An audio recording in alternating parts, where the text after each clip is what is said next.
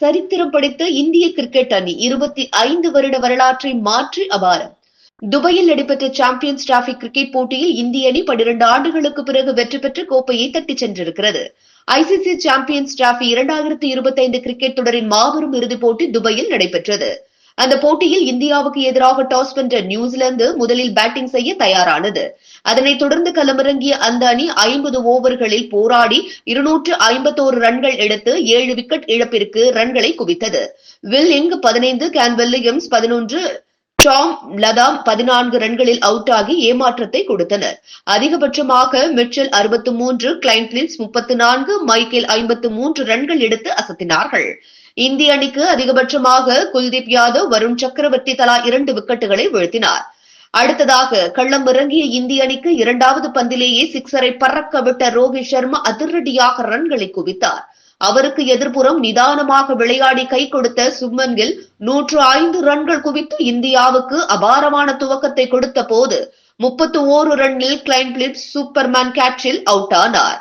அடுத்ததாக வந்த விராட் கோலி 1 ரன்னில் அவுட் ஆகி ஏமாற்றத்தை கொடுத்தார். இருப்பினும் மறுபுறம் அட்டகாசமாக விளையாடிய ரோஹித் சர்மா இந்த தொடரில் முக்கிய நேரத்தில் அரை சதத்தை அடித்தார். தொடர்ந்து அசத்திய அவர் 7 பவுண்டரி 3 சிக்ஸருடன் 76 ரன்களில் ஆட்டமிழந்தார்.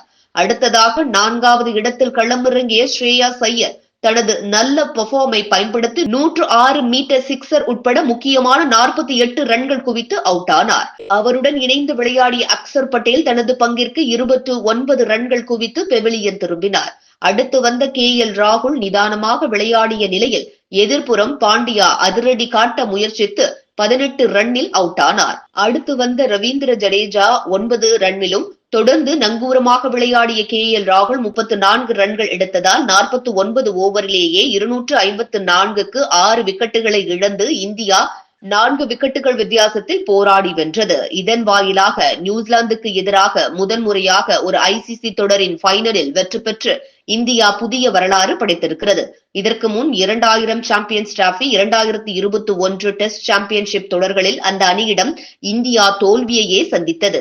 அதைவிட 3 சாம்பியன்ஸ் டிராபிகளை வென்ற முதல் அணி என்ற மாபெரும் சரித்திர உலக சாதனையையும் இந்தியா தற்போது படைத்திருக்கிறது.